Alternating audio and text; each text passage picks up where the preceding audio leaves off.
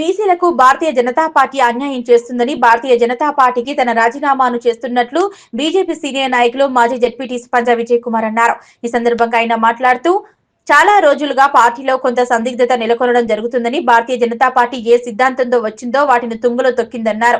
BJP నాయకులు వాళ్ళ వ్యక్తిగత ప్రయోజనాల కోసం వాడుకుంటున్నారని, ఎన్నో ఆశయాలతో నరేంద్ర మోదీ నాయకత్వంలో పనిచేయాలని ఈ పార్టీలో చేరిన నుంచి ఈ రోజు వరకు ఎంతో మంది కార్యకర్తలు నాయకులతో కలిసి ఎమ్మెల్యే, ఎంపీ 2 ఎలక్షన్లలో అలుపెరగని పోరాటం చేశానన్నారు. భారతీయ జనతా పార్టీ జాతీయ నాయకత్వంలో తెలంగాణ బీసీలకు పెద్దపీట వేస్తామని నరేంద్ర మోదీ ఎన్నో సందర్భాల్లో చెప్పారని, ఈ మధ్య జరిగిన పరిణామాల్లో తెలంగాణకు కాబోయే చీఫ్ బీసీ అని చెప్పడం జరిగిందన్నారు. కాంగ్రెస్ పార్టీ కామారెడ్డి డిక్లరేషన్ లో 42% రిజర్వేషన్ తో పాటు బీసీలకు పెద్దపీట వేయాలని భారతీయ జనతా పార్టీ సీనియర్ గా ప్రజల్లో తీసుకెళ్లడం జరిగిందన్నారు.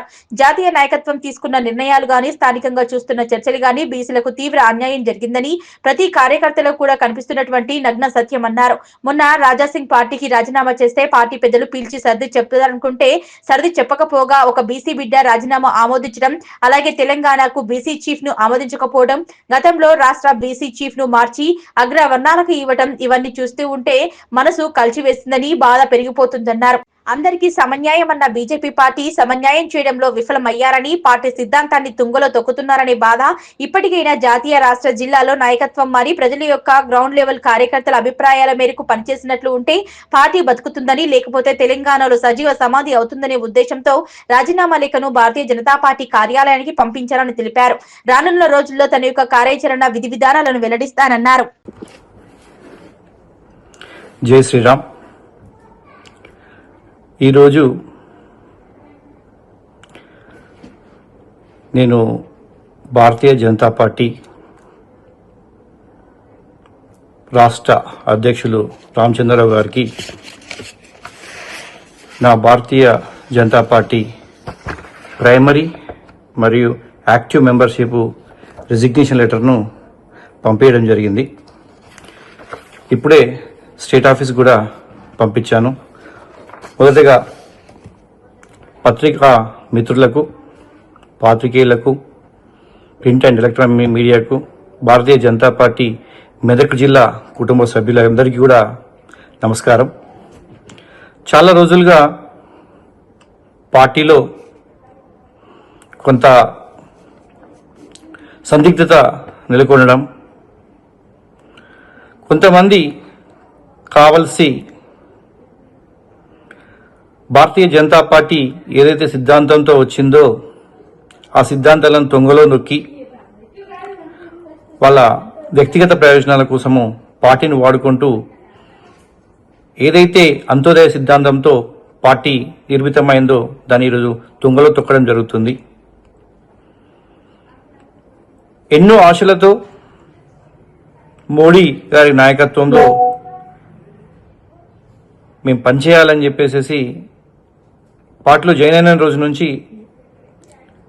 ఈ రోజు వరకు కూడా ఎంతోమంది కార్యకర్తలను, నాయకులను కలిసి గత 2 ఎలక్షన్లలో, అటు ఎమ్మెల్యే ఎలక్షన్స్, అటు ఎంపీ ఎలక్షన్లలో అలుపెరగని పోరాటం చేసి అంతమందిని కలిసి కూడా ఆ రోజు మేము పార్టీని ముందు తీసుకుపోవడంలో పనిచేసినాం. ఈరోజు ఒక ఎంపీ గెలిస్తే చాలామంది బతుకులు బాగుపడతాయి, ఎంతోమంది భారతీయ జనతా పార్టీ కార్యకర్తలు అదవుతారని చెప్పి నమ్మినాం. కానీ ఈరోజు సిద్ధాంతపరంగా చూసినట్టుంటే ఏదైతే అంత్యోదయ సిద్ధాంతంతో మేము మొదలైనామో అది ఈరోజు చూస్తున్నటువంటి భారతీయ జనతా పార్టీలో జరగడం లేదు.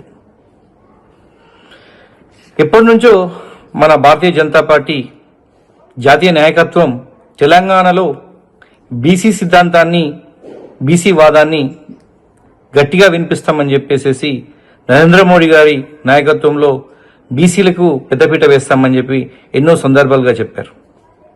ఈ మధ్య జరిగినటువంటి పరిణామాలలో గ్రహించినట్టయితే తెలంగాణకు కాబోయే చీఫ్ ఒక బీసీ అని చెప్పేసి అనడం జరిగింది.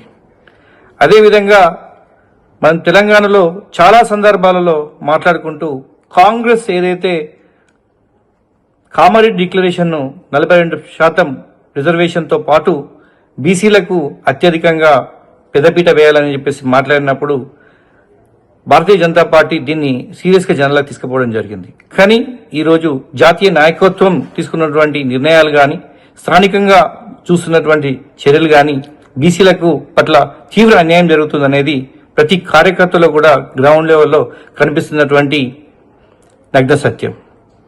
కాబట్టి మొన్న రాజాసింగ్ గారు పార్టీకి రాజీనామా చేస్తే పార్టీ పెద్దలు పిలిచి తనకు సర్ది చెప్తారనుకున్నట్టుంటే తన రాజీనామాను, ఒక బీసీ బిడ్డ రాజీనామాను ఆమోదించడం, అదేవిధంగా తెలంగాణకు బీసీ చీఫ్ను ప్రకటించకపోవడం, గతంలో కూడా బీసీ స్టేట్ చీఫ్ను మార్చి అగ్రవర్ణాలకు ఇవ్వడం, ఇవన్నీ చూస్తుంటే నిజంగా కూడా మనసు కలిసివేస్తుంది, బాధ పెరిగిపోతుంది.